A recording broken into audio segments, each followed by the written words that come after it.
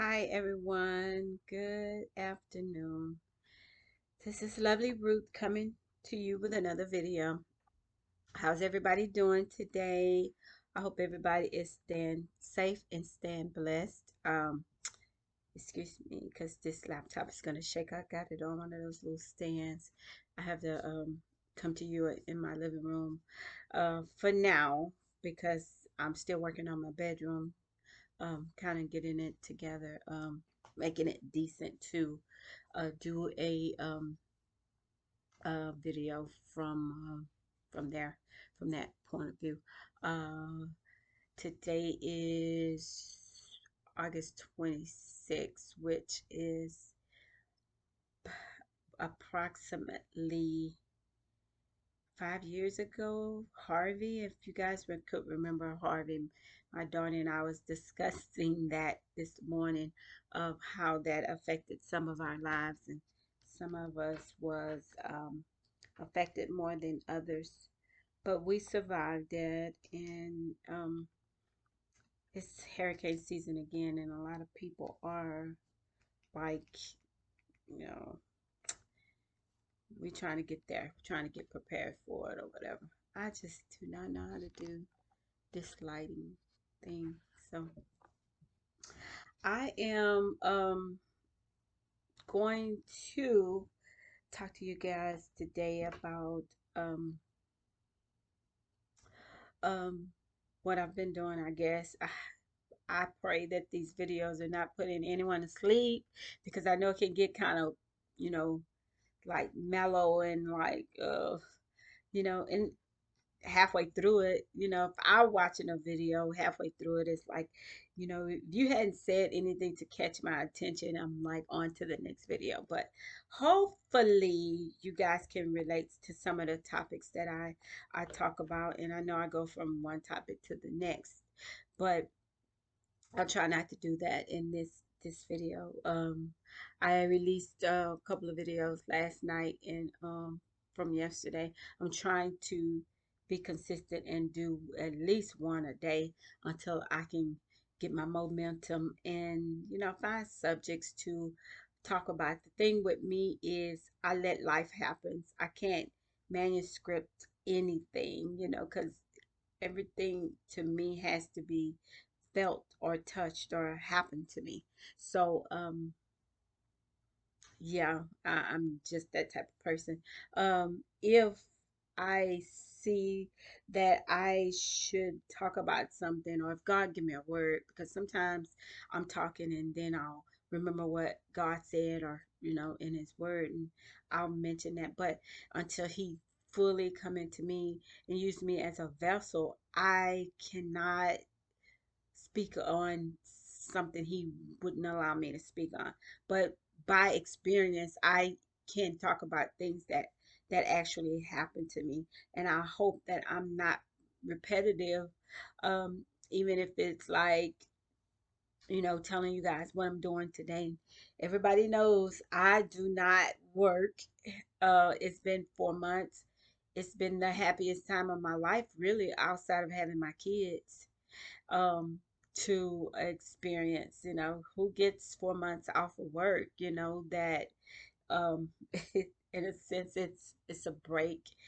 I think I needed it. I mean, God knows I needed it. I have never done this. I've worked all my life, and I've never, I took off one time. I had knee surgery, and that was 8 weeks. So that was the max I've ever had time off, because for a long time I wouldn't take my vacations because I felt like my work needed me. I would take a piece here, a piece there. I would actually save my vacation days up to the point to where, just in case if I needed it for my kids, or if my kids were sick, or if I had to take them to a doctor's appointment, or if I had to run to school and I had to take off, or if one of them sick.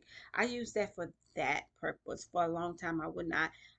I think the first time I ever took off for a whole full week just to enjoy myself, I was 20 years into 20, I mean like 20, 19, 20 years into working at that company before I decided I never took a whole week off. Let me do that. And I think I that year I had went to Florida with my family.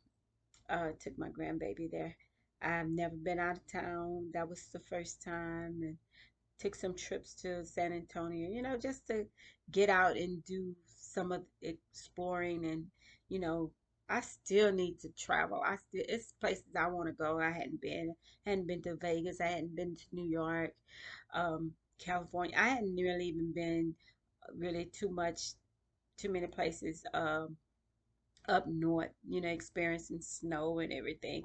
So it's still a lot of stuff that I need to do as far as traveling. So keep that in mind. My man, he's out there somewhere. He needs to know that, you're gonna have to take your wife uh traveling somewhere. Uh Never been to Cancun, the Bahamas, never been on a cruise, never. I don't know if I want to go on a cruise. I don't know. So, and I can't swim, so that's not stopping me, but I need to do something different, in my life. Maybe a honeymoon or something. Let's see. Maybe, I don't know. But nevertheless, I would be looking forward to that. And Uh, it would be nice. It would be nice. But as far as vacation, back to vacation, I've never really taken my whole full vacation. Never really took off for anything for myself other than, 2 days here, 2 days there. You always have to get cover. You have to find people to cover you when you go on vacation. Basically, somebody that know how to do your work. And for a long, long time, the position I was in, nobody knew how to cover for me. It was like when I came back to work, all my mess was right there, waiting on me. It's like all the time. So it was like almost impossible to take a vacation and enjoy it without having to think, oh, how is it gonna look when I get back? That's a shame when a job don't have backup plans. So that wasn't on me. So anyway, I did take vacations here and there. No full, no, I mean, of course, they're not going to let you take whole 4 weeks of vacation all at once. So it would have to be included in a funeral or, vacation or sick pay or something like, the pandemic came up. So I was at home then. So, but I was still working. So I, by me having these months of rest and out and having this ability to just get up and do whatever I want. But I make it sound really good, and it feels good. It does feels good, but in all reality, it's serious business. That is God. That was God. I think this is God's plan for my life for now. Take a break. You never experienced that. You never really got to know me. You never really got to know yourself, and you never gave your body time to heal. And your mind, it's a mental thing that's happening to you right now. How do people cope with mentality issues? Um, when we don't even know that's what's happening to us. We know it's different. We know we feel odd. We feel like we're the oddball, and we feel like we're in the room but not being seen, um, like that we're talking and nobody's hearing us, and it's like I used to make such a big difference, in the quality of work that I did, and I affected people's lives, and now I'm down to the point. I broke down to the point where it doesn't matter. My opinion or voice doesn't matter anymore. I'm just there. That's how I was feeling. That's how I was really like feeling, and I knew it was a mental thing that I didn't know how to define it. I didn't know what it was. I don't know what it is. I don't even know if that's what it was. I feel like that's what it was, that I had an emotional or mental breakdown, and I calmly, like a lady would, kindly stepped out of the way, stepped out of the picture. And you can't run and you can't hide from your problems. You got to deal with your issues. And I remember telling my doctor that, my family doctor, I told him, I said, I got to quit. I got to quit this job. I want to do my own business. Anyhow, that's at the forefront of my mind. But I can't do this job anymore. It's just this, and this. And he thought I was one of those, I can't pronounce the name, that one of those people that was looking for something to be wrong with me. Like, oh, I feel this pain in my arm. What is this? I think this is such, and you're not sick. There's nothing wrong with you. He's one of those real cool doctors that's it's nothing wrong with you. But sometimes there can be something wrong with you. Besides beyond the test, um, beyond the physical exams, you know, you're not giving us an IQ test every time we come in the office. You're not checking our mental capacity. If we can talk straight, sit up straight, oh, do this procedure or take this prescription or nod if you feel something or we do those type of tests. Those are normal. Anybody can pass those tests. Your blood pressure can get under control. Your cholesterol can get under control. You can lose weight like you're supposed to lose, and you know um, but when your brain start breaking down, when your mentality start breaking down, they want to call it Alzheimer's, or they want to call it like, oh, it's nothing wrong with you, just stressed out or whatever. Yeah, maybe it is stress. Maybe that's what it is. But your mind, when they back in the day when they used to say that commercial would come on, your mind is a terrible thing to waste. Your mind is actually a terrible thing to waste. Do not waste your mind. Do not waste the capacity that your mind can accomplish. So when you're mentally have the stress of the world, the weight of the world on your shoulders, or you feel like you do, and you're coping with the stuff and you're excusing it, like, oh, those people was having a bad day, so I had to take the gist of it, or I had to take the butt of it, or excusing crazy stupid managers that would come in and make your life a living hell, and doing that for years, putting up with somebody that sits right next to you that just started, get more money than you, and you training them. It all kind of comes around full circle, and it takes a toll on you. And if you keep going, I think if you keep going and you suppressing that your feelings, and you're like taking it and you're like, okay, it's gonna get better tomorrow, and it really never gets better. And we take that upon us. We take that in our spirits and in our souls, and eventually everything that you put inside you, food, whatever, it eventually is going to come out. It's going to disperse in some kind of way. You can't keep suppressing things for too long. It's going to come out. It's going to come out through your skin, your sweat. It's going to come out through your mouth, your body, some kind of way. It's got to come out. It's like the saying, what's done in the dark will eventually come to the light. Everything has to surface.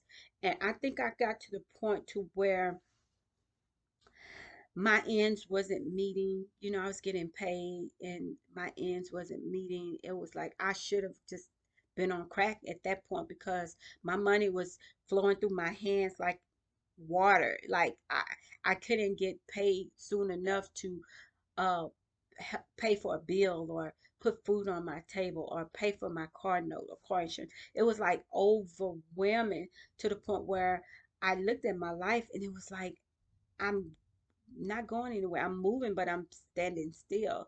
And it was this cycle, this vicious cycle of being overlooked, being undermined, being invisible. Like for years, it's like, I am and when I say invisible, I'm like saying they don't really see me, because I took care of myself. I carried myself like you know how they say fake it till you make it. I didn't even have to fake it. I was really literally a upbeat person. I dressed well even when we had the company had went over to, you can wear t-shirts and jeans, you can come looking like any kind of way. Not other words, that's how some people literally took it that way and start wearing t-shirts every day. It used to be like you're in an office environment, dressed the part. We have companies, sometimes we have vendors come over, dressed the part. We go on a luncheon date, dress the part like you're professional. And then when they turned over to, you can wear jeans 5 days a week if you want to, t-shirts or whatever. You can come looking like you want to come look. Me, with the person that I am, I always dress the part. I always dress professionally because I don't know who's gonna come in there. I don't know who I'm gonna meet. I may meet my next business partner or somebody that's gonna say, "Oh, you're perfect for this role for my company," or whatever. You could meet anybody, and you're dressing like a bum, and you're dressing like a bum in this company, this billion-dollar company, which they say you could. You might as well. Every day I didn't even feel right dressing in jeans and shorts or whatever. Uh, um, well, shorts if you could dress them up. Coming to this company every day looking like I don't want to be there. I that just wasn't me. So I did the Friday thing. I would wear shorts. I mean, not shorts, but jeans and t-shirt on Fridays. But even if I wore jeans through the weekday, I would dress it up with a nice blouse. So that's just me. That's just my demeanor. And so a lot of things had changed. And I felt like, I mean, when I say felt like I was overlooked or not seen, is because I felt like I was yelling out for, here I am, I can do this. I have more skills than you think. Just don't stereotype me. I'm sitting here, doing your work, but I can do more. I can do more. I can be more. I should have been in that company. I really honestly think that I should have, by 24 years, I should have been somebody's manager. I should have been able to run my own department. I should have had that chance. But you don't get that chance in that type of environment that I was in. And it didn't have anything. Now that I'm healing in my healing state and I have more time to myself to think about things, I was not, I was not, it wasn't about me. It wasn't me. It wasn't I was the damaged one. It wasn't that I wasn't capable of leadership or anything. It's just the overall, devil is busy too. So it's the overall thing about the stereotyping, and I'm not the education thing, or it wasn't even about that. It was about, I really don't understand. I don't know. I think it was just I had the opportunities to leave, but by me staying there, said to everybody, I'll take whatever you give me. I think by me staying there and afraid to move out of the company, not towards anything else, because there was nothing available. I mean, you don't, when you're of color, you really didn't have that advantage. I'm sorry, I'm saying this. I've seen it for so long. Um, with my own two eyes. I don't listen to anybody else saying anything when it comes down to racism. Have to see it for my own self. So I wouldn't use the word racism, but I will use the word disadvantage. Um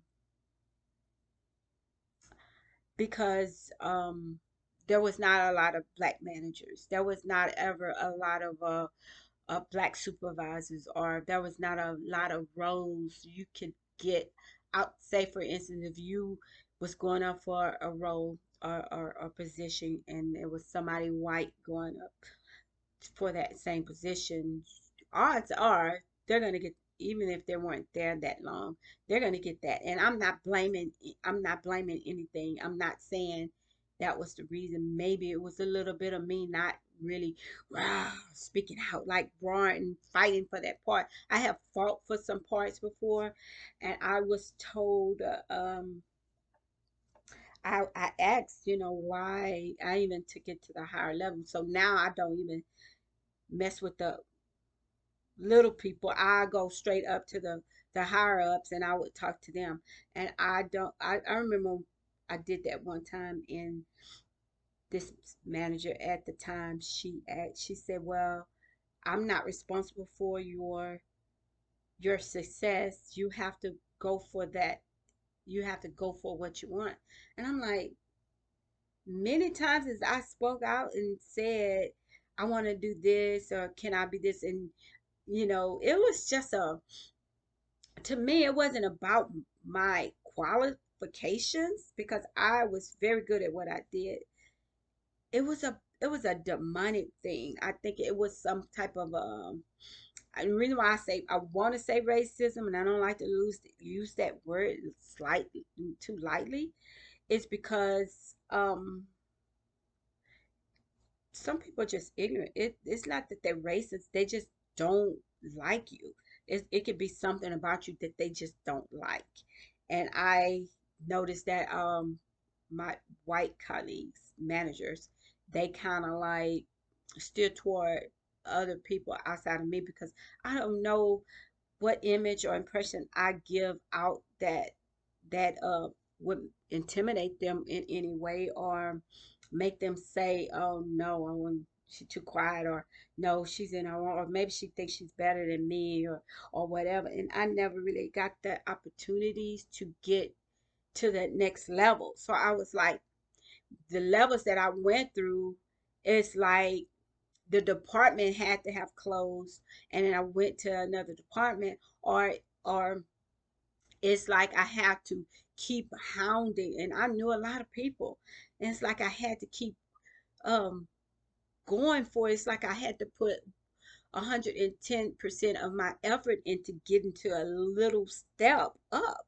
And it was like, maybe it was me, maybe it's I didn't portray my self-worth, or they wasn't feeling my vibe, or maybe it was I'm not trying to blame it completely on me, but maybe it was something about me that they didn't like, particularly that particular person, or people didn't like. I can't blame that on the company. I can't blame on one thing on the company. A company should be diverse. A company should be like just as many um white supervisors or managers that I have to equally have that amount to the blacks that's willing to do the hard work. And it was so many of us willing to do the hard work. We were so passed up so many times, and it was so obvious, and it was so in the face that it got to the point where we just left it alone. It's like, oh, no, we're not gonna even go out for that position. But I had gotten to the point where the reason why I say I got lost, the reason why I say I got lost in the sauce, I got lost in the mix of just working and bringing home a paycheck for my kids and myself. It's because I let go of the ball. I let go of the focus. I think I let go of the focus um, on God. I think that I was just so for sure. God have seen me through so much. It's like I took the fact that I took it for granted that he's always there anyway. So I didn't have to go to, well, I went to church, but I didn't have to go to church as much. I can miss church sometimes. I can miss praying sometimes. I know God got my back. I can do this. I can do this, and forget to acknowledge God sometimes because God got me. God got my back. I know, He's not gonna let me fall off the edge. And I think that's where I lost my advantage point from that job, because I think I kind of like took it for granted that people saw my work, and that's what that was mattering, is the fact that I work hard and people outside that company are bragging about me, and talking about how good of a worker I am. So that should have stood for something, some type of representation, but it was a stronger power at hand, and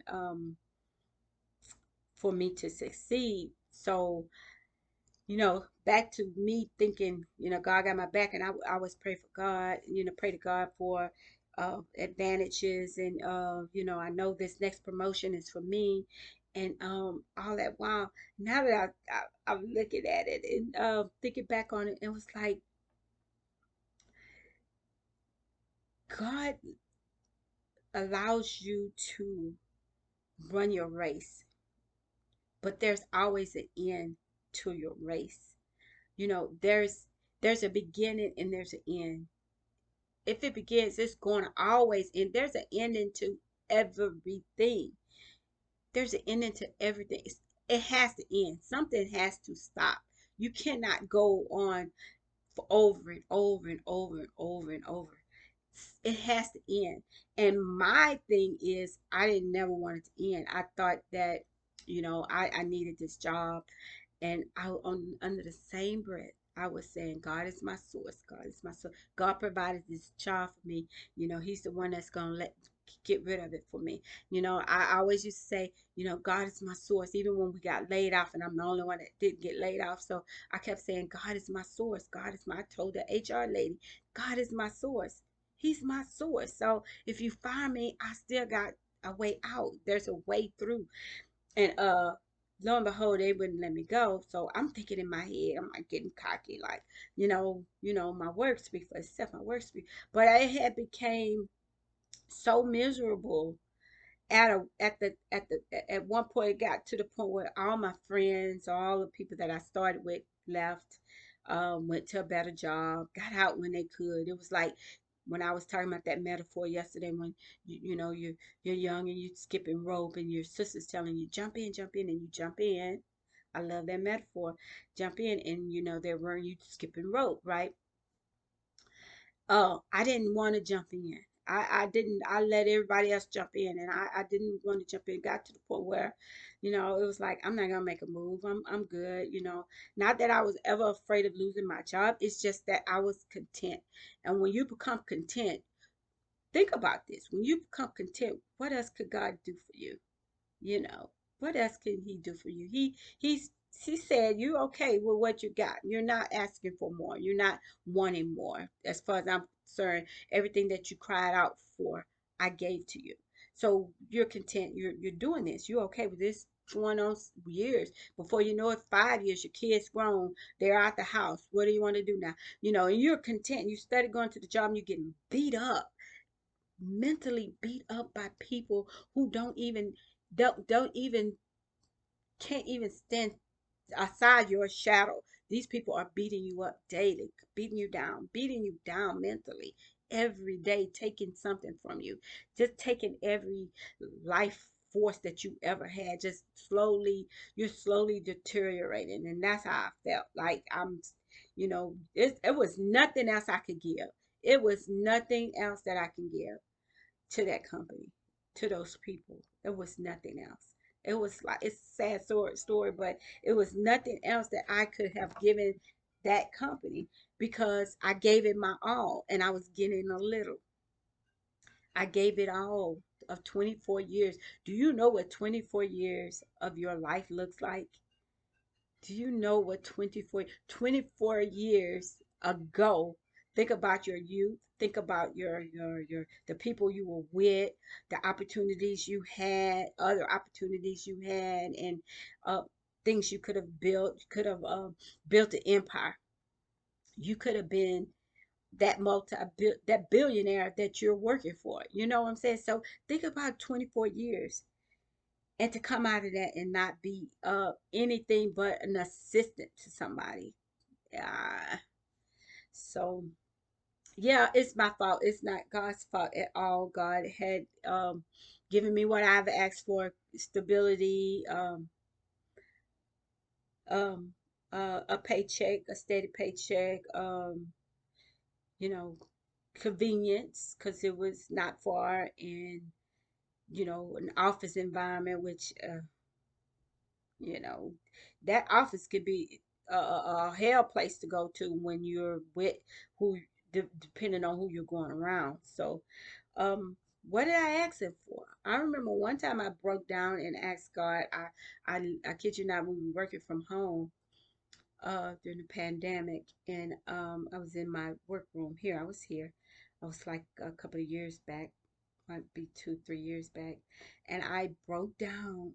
I was in my office in there, and I started crying because I said, God, I'm not happy. I'm not happy. Uh this is not what I want. This is not what I want anymore. This is not what I want. I'm so miserable. I mean, like literally crying. It's like at that point, it was like, God, you got to do something. And when I ask God and I plead with God to do something, He usually does. He usually pull things away from me that I can't pull myself away from. He usually, um, I remember, I was working in a department and I was like, I can't do this anymore. It's like I'm bored to death. I can't do this anymore. And instead of, and then I said, but I don't want to lose my job, and instead of me losing my job, the job dissipated. Like it was like we were all laid off, but it was like, no, I'm gonna take Ruthie to this part, let her do something different since she wants to do something different. But it ended up like I still had my job, but I didn't specifically ask God for a new job. And I remember that specifically, like I didn't ask him, I want to be in a new job, in a new position, but I was saying I want this work to stop. So it was like, gotta be careful because God hears you and he knows your heart because my heart was saying, I like the comfortability of this job, I didn't know what I was going to get into. We really don't know, but God still is. He's still our lifesaver. He's still that lifeboat that if we have to jump ship, he's there and he's going to put you where you're supposed to be regardless. So I remember that crying, and I remember these last couple of before I actually quit. These last couple of months, I remember coming back from to work from the pandemic, and then but prior to going back to work, I had caught COVID, and it was horrible. It was like, ugh. But in the midst of that, your company still show its true colors. Like, well, not the company. I keep saying the company, but people around that you work with, they still show their true colors because it's like people don't have pity on you anymore. You could be sick. People don't say, "Oh, what can I do for you? Oh, take it easy, get some rest, and make sure you're okay." No, it's none of that. Are you clocking in today? Are you working for? Are you gonna clock in today and get some work done? It was like that attitude. So I propped myself. I remember this so plain. I propped myself up in the bed on a pillow. I could barely think. I was trying to figure out emails. It took me at least 15 to 20 minutes to figure out one paragraph of an email. It's like I was out of it. It's like I was barely doing my job. I remember at that time I was scheduling uh appointments for back halls in Laredo, and then I was also working as an merchandiser assistant on. I was working two ends of the counter. I was all everywhere, and I couldn't do this part fast enough to get to this part because this manager was like, this had to be done. And then this other buyer was like, Ruthie, did you see this truck? We're missing this truck. So it was like I was still pulled. It was like nobody had, I mean, one side said, "Oh, you sick, girl. I got you. I got your back. Go ahead and do what you have to do. Get some rest." But the other side was like, "You're gonna do this." I literally had to prop myself up and do claims and everything else that I needed to do on that day. And I remember my COVID had got so bad that I couldn't even think. And when people would call me or ask me, or we would be on a Zoom meeting, and like I could even hardly talk. My nose was clogged up, my eyes was watery. Everything that COVID could provide for you, it did. And then on top of that, my daughter was sick, so we were both here. We were both here sick and couldn't move, and in the midst of it, my grandchild was here, and we still had to do what we had to do because they stayed with me at the time, and they stayed over here. And it was horrible how that job still insisted on me working, even though I was working at home. I couldn't give it to anybody, so that was safe. HR called me every other day to check on me. I did like that part. You're okay. I don't know if it was personal, but I think it was like making sure I don't come into the job and give it to anybody because at that time they didn't know how serious it was or the quarantine time or any of that. So, um, It was horrible. So directly after that, we were scheduled to go back in the office. And I remember going back in the office and my brain wasn't right. And it was like everything, everybody was like pretty much new to me. It was a different whole scene of people. Half of the people that I worked with was gone. It was a lot of new people that I did not know. A lot of snickering and a lot of um, it was just a lot going on. And I was trying to adjust to being back at the office and I was not feeling the work because the other work had left. They finally got that off of me. So I was focusing on one single job, which I should have really thought about that because I did not like it. Not only did I not like the people that I worked with, I did not like the work itself. It was like you're always doing somebody else's work. To me, it was like, I can't, if I'm, think about it. If you're always helping somebody out on their loads, on their workload, and they're playing or they're gossiping or they're in the break room or they're taking 2 hour lunches or they come in late or they do what they want to do, but their work at 3 or 4 o'clock is undone, so you're trying to help them out or whatever. I've always been that type of person that's on a balanced work day. I'm gonna get my work done. Clearly, I'm gonna get my work done. But I had started putting off my work for to help somebody else, and I'm not trying to be these people friends or anything because I believe in coming to work, not being friends with anybody, not necessarily. So I did your job, help you with your job, so our department could look good. But it was like people were stepping on your neck to get above you or get the recognition and all this stuff, but you're not going anywhere fast.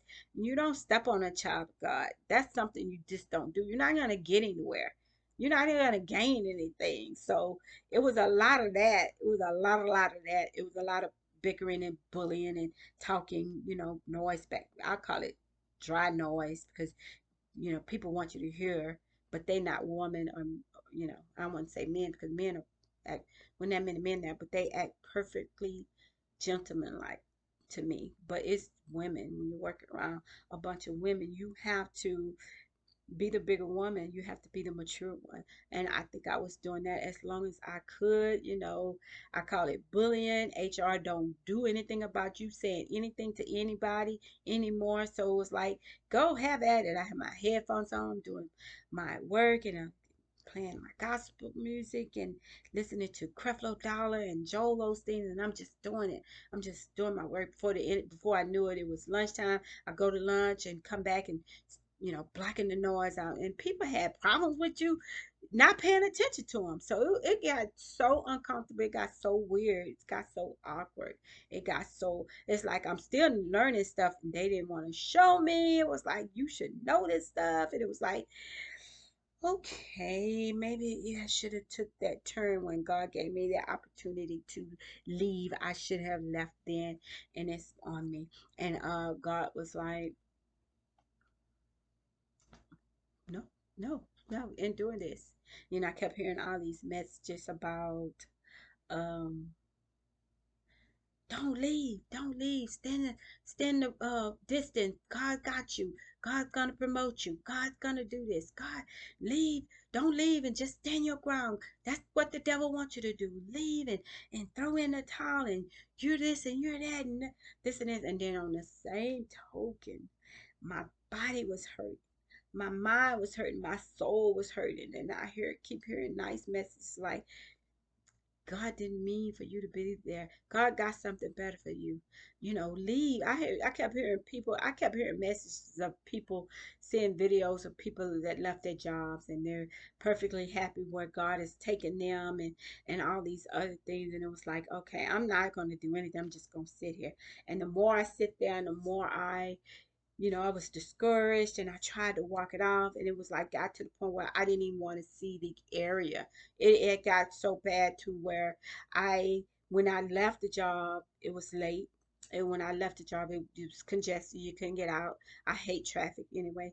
And then when I got to where I was going, it was halfway dark. I got home late, depressed, thinking about the job all the time. When I get to the job, I'm tensed all up in the shoulders and the neck, and my body was feeling bad. I was crying the majority of the time. I was in the restroom praying. I would forget things, like I would literally stop. My brain would like stop, and I would blame it on COVID. Like, the side effects of COVID. It could have been. But I would go in there in the bathroom and I'll cry and I'll pray to God, give me just this one, give me just this one, just give me a loophole, give me an answer, give me a solution to this. I don't know what I'm doing here.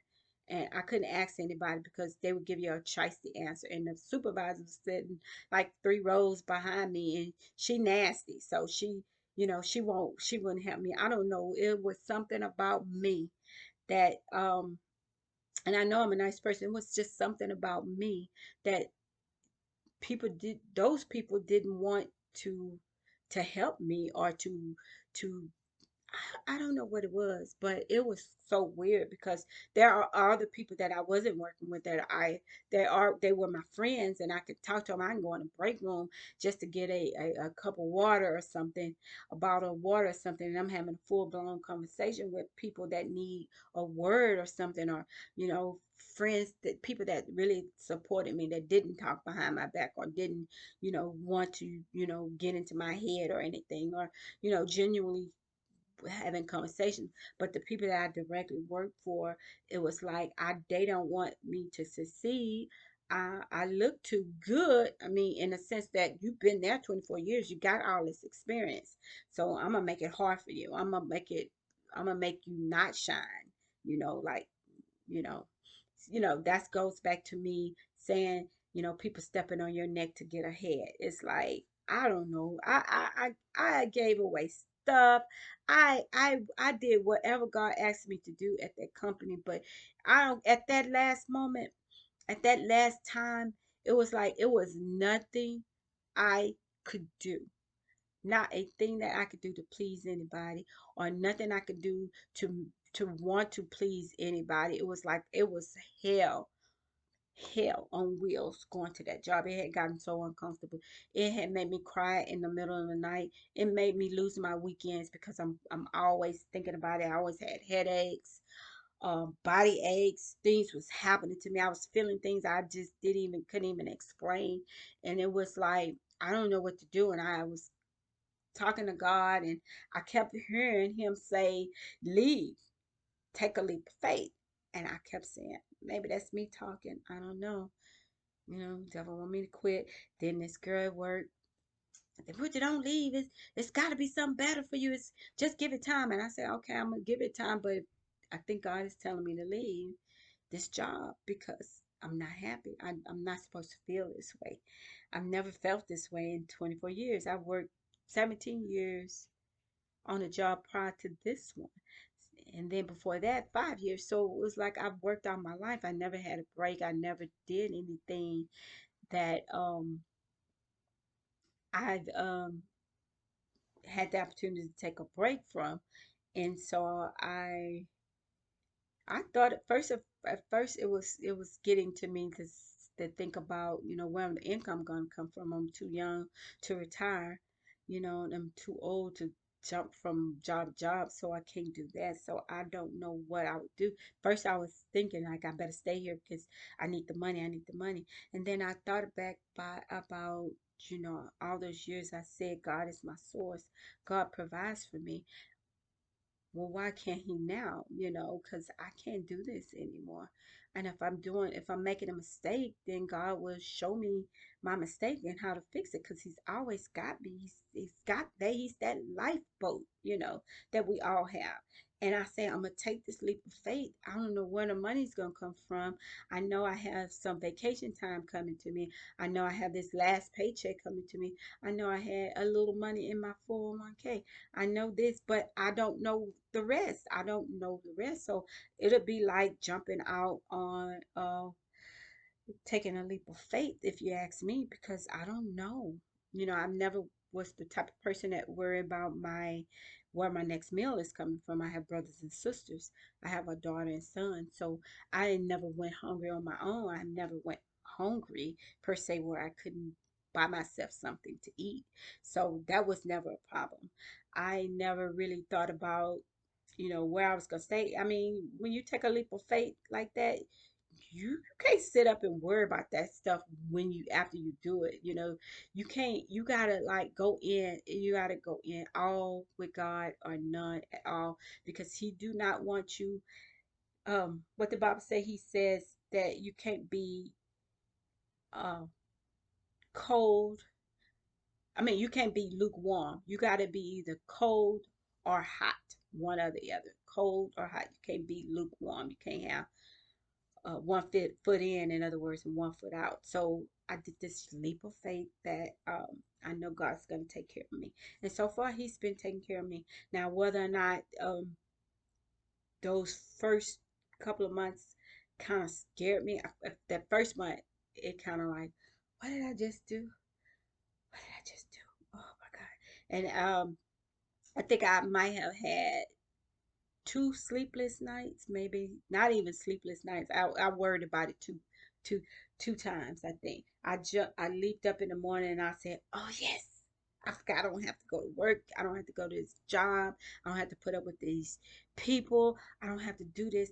I don't know what's next for me. I don't know what God wants me to do right now. I'm gonna put my PJs on and I'm gonna skip around my house and I'm gonna be happy and I'm gonna rest. I'm gonna get the rest that I need. I'm gonna read. I'm gonna do things. I'm gonna go places that I couldn't go, run errands that I didn't have time to run, and enjoy life and watch movies and do all these things that I couldn't do before. And it's not all about, doing those things. Your reality check is, you know, um, it's gonna come a day you're gonna run out of the money that you do have. What you're gonna do? So I'm constantly talking to God, like, um, hey, big guy, it's on you. I mean, I did this, and I know it looks funny because it looks like, you feel like you've done this, you made this mess, right? Even so, think about this. Even so, if you made this mess, your father is there, right? When we made messes when our parents was young, when we were young and our parents would clean up our mess, right? They would fuss about it. If we spill some milk and we down there cleaning it up, we're not gonna clean it up like our father or mom can. They gonna get back there and they're gonna mop. We gonna wipe it up. They gonna mop. They're gonna clean up our mess. Even in school when we get in trouble or whatever, and they come have to sit there and listen to these teachers. So da, da, da. Not me, of course. I was the perfect child, right? Um, Listen to our teachers talking about we did this, this, and this, and our parents like, and then we go home and they say, don't ever do that again. I'm not coming out to school. Don't ever do that again. We correct ourselves right then and now because we don't want our parents at the school, right? So they're constantly cleaning up our mess until even in our older age, it's like when we get into trouble or we don't have enough money for gas or we need to buy this because we spent our money on that. They there. If we lose our apartment, they're there cleaning up our mess. You could come stay with us for a little while till you get back on your feet, cleaning up our mess. My Father in heaven, if I made this, if this is a mistake and I made this mess on my own, if I did indeed make the wrong move or whatever, my Father is going to help me clean up this mess. And that's a good, whew, whew, just got the Holy Spirit. That's a good way of looking at it if it's on my part. But I truly believe, I trust and I believe that God has my back. So I think this leap of faith that I took, all it takes, I think, is that God knows that you trust Him and that He's got you. And I do. I honestly do. Now, I'm not going to tell you 8 months from now or a year from now, I'm going to be still sitting on this couch talking about this same old. So I don't know what direction He's going to take me, but I do know whatever direction He takes me, I'm praying that it be something that I'm happy with. So I won't have to make these these moves like I just did, but I know it was on behalf of he's wanting me to be happy. And all you have to do is tell him, God, I'm not happy. I know you know my heart, and I'm all wishy washy. I'm one of those people. Ooh, and I wish I wasn't. And I hate this because it's in the Bible not to be double minded. But I'm one of those people who have everything in the world on her mind. I have thoughts that weird thoughts that normal people wouldn't even think about for a second. So I'm always casting down my thoughts. And my mind is like, I can want this for 1 minute, and then on the same breath, on the same token, I want something else. It's like, what do I want? I'm a Libra, and I'm so indecisive, and if you would have told me years ago about a Libra being can't make up their minds, or and I used to hear all of that, uh read about all that, no, not a Libra. I could truly testify that I am truly one of those people that can't make up their mind to save her neck. But I've grown. I've grown. I'm learning how to make wise decisions, and when to make wise decisions. And, you know, I have to think about what's best. I can't just think about what feels good anymore. Like, I think I'm going to go with this just because I want this, or, I have to make sound minded decisions now. So, but I still say that I'm all over the place. Like right now, I don't know what I want to eat for dinner. I thought about getting something out, but I don't want to eat no fillers. So no, I want to cook. So what am I gonna eat? So I'm fighting with that, and sometimes I'll fight with what I want to watch or what I want to listen to, and where I want to go. Like today, I got put my t-shirt and jeans on so that I could, go take my sister to the store. And then by the time I got dressed, I already went to the store. She should have told me. Um, but I was gonna go to the store because I still need a few items, but I don't necessarily have to go to the store and get them because I still have food here that I can cook. I don't want to run to the store every day, but sometimes when your mind is saying go to the store, then you should go to the store. But sometimes my mind say, no, don't go to the store. And the Holy Spirit might be telling me, no, go to the store. I'm gonna send your man there today. And then now here I am debating on whether or not I should go to the store and get the little things that I do. And then sometimes when I do say I'm gonna go to the store and get the little things that I do, I don't meet nobody. I'm going to the wrong grocery stores, child. But I don't meet anybody. So I do it like this. I don't like to take random uh decisions. I don't like to make random moves. I don't. Um, I like my moves, my planning to be planned, and therefore I can see it or visualize it. So if I can see it, if I can see myself in something, like if I buy clothes or something, clothing, if I can see myself in it, then I'll buy it. But if I can't see myself in it, I won't buy it. And it could be the oddest thing, like the oddest blouse or something like that. And I'll like, oh, this is ugly, but it's not ugly. It's artful. And I look at it and I'll say, oh wow, that'd be cute. That'd be cute. So I'll imagine myself in it and where I am at the time wearing it. So that's how I do that. But life decisions, I'm not good. I'm not good at it. I'm not there yet. I still have some more growing up to do. And I know 57 years old should have grown up by now. It's a lot of things that I have not experienced yet. It's a lot of things that I still want to do. Imagine that. It's a lot of things I still want to do. But my main thing that I want to do is grow closer and closer to God. I want this relationship, this intimate relationship with God, to where I can hear Him easily. Sometimes I gotta sit quiet and meditate to know His voice from my voice. Because He wants the very same things that I want for myself, but it may not be right now. And he might be over there saying, "Oh, yes, okay, I'm gonna give you that," and then I might be on my head like saying, "Okay, oh, you said I can have it," and I'll go out and do it my way, which is gonna cost me. I go out and purchase it. It's gonna cost me instead of letting God bring that into my life. You know what I'm saying? That goes for men, women, whoever, your mates or whatever. God bring it into you, it's gonna be good. It's gonna be good. And then you're not gonna have to fight for it. It's not gonna cost you anything. It's not gonna make you miserable. It's gonna be perfect for you. You know, it's gonna be perfect. I'm not saying you're not gonna ever have no problem, but it's gonna be better than for you looking for it and you bringing it into your life.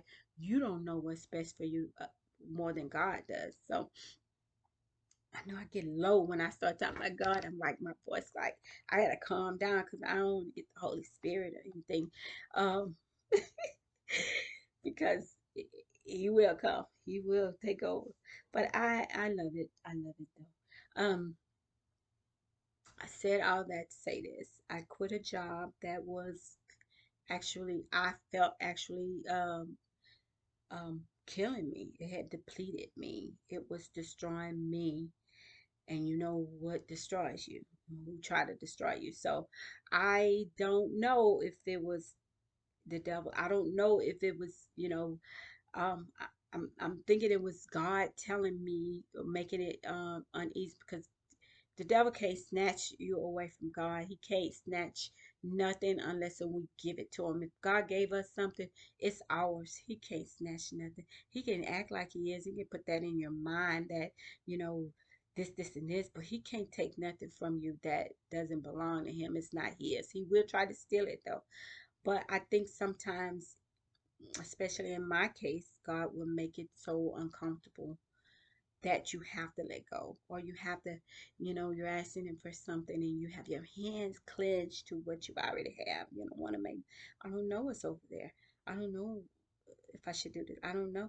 And God had to loosen you up. He had to make you open your hands and make you like really be afraid to do the thing that he's asking you to do. If you're not afraid to do it, then it's not of God. It's like, if it's coming easy to you, it's probably not of God. It's probably something that the devil is tempting you, to do. So it's not gonna always be, oh, God must have did that for me. It's gonna be some work at it. It's gonna be some like devotion or some kind of sacrificial thing. Like, I know I can't do this. I'm gonna try anyway because God wants this for me. You know what I'm saying? It's not gonna always be comfortable. It's not gonna always be, like easy. So with that, makes me think that in this case that, God was like trying to shake things up so that I could move. Sometimes, some apples won't fall from the tree because they just want to clean. They want to sit, and that tree has to be shaken up. And I think that's what happened to me. I'm pretty much thinking that's what happened to me.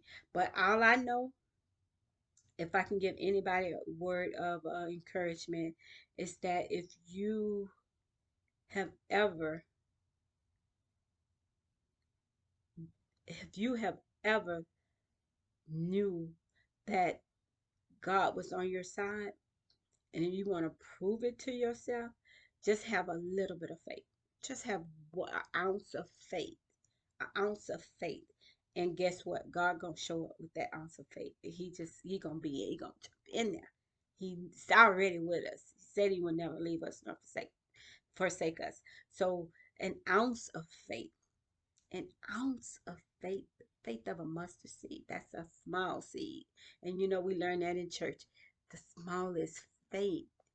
Just imagine me coming with this big old faith. That's a big seed jumping off on, like, I'm gonna leave my job. I don't have no means. of paying my car note in my house, or paying my apartment, and even wanting this house that I want for myself. You know, I don't know how I'm gonna have it without the means of employment, but I can't think about that right now. I got to think about, what God has for me, what God has promised me. If I don't never look at those words or what He's promised me in this Bible, and I act like they don't exist, then I don't deserve them. I don't. I'm telling Him that I don't believe Him. I don't think you have promises. I don't think you have this for me. I don't think this is possible. That's what I would be telling God if I don't activate my faith. If I don't say, I have faith that this can happen for me.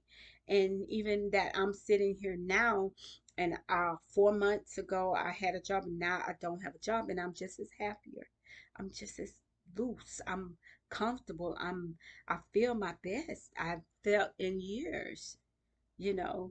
And finding myself and loving on myself, and loving my family, being able to say, go from I'm full with my family, they crazy, and till I love my family. I get up and seek my family every day, just as I seek God. I seek God first and foremost, but my family, I check on them. I call, and you should always check on somebody in your family. Check on them. You hadn't heard from them, check on them. It's a brother that I have, don't talk to nobody. He's so mean, so ornery, that they say on the westerns.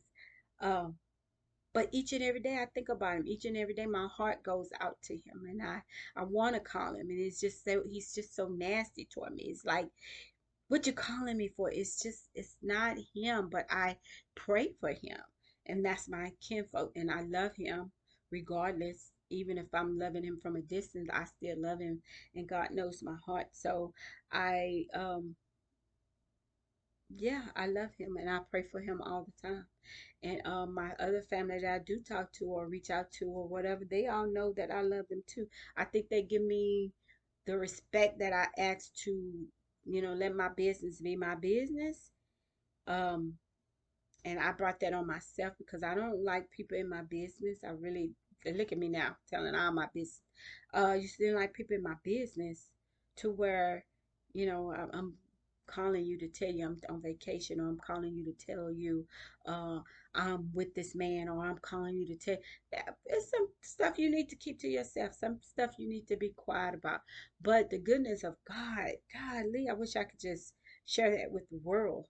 You know, I want to reach out to my brother. I've done it before and told him how good God is, and you don't know God.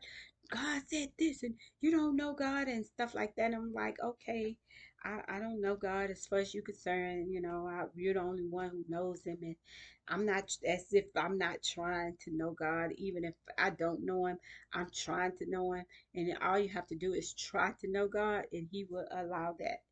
And I think I'm a pretty good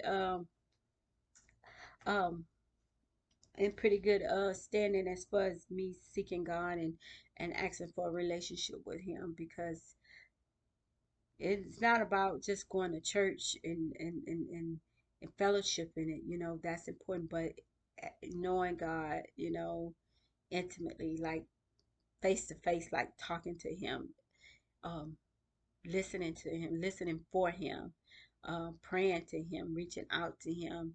um He has to be listening. He has to be listening. Otherwise, He's not the God He says He is. So yeah, you have to know that. You have to know that He's listening and looking out for you. Yeah, He's good like that. He's just good like that. Um, but yeah, I have to go. Ooh, it's been an hour.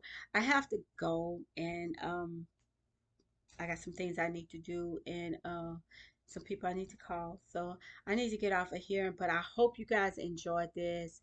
As I'm doing these videos, I don't even know.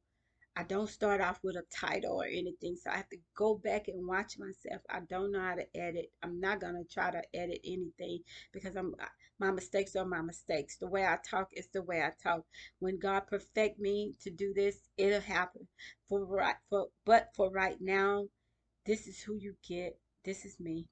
And so I try to do the best that I can do, speak as clear as I can, say what's on my heart, you know.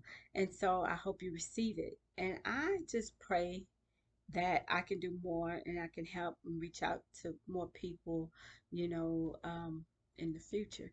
So my motto is to, seek God, love on yourself, love you, love who you are, because you can only be who you are, you know, and love on your family, reach out to your family, be who you are. And that's love. That's who God is. So with that, I hope you guys had a good day or having a good day and an even better evening. I love you. Bye. Catch you in the later one.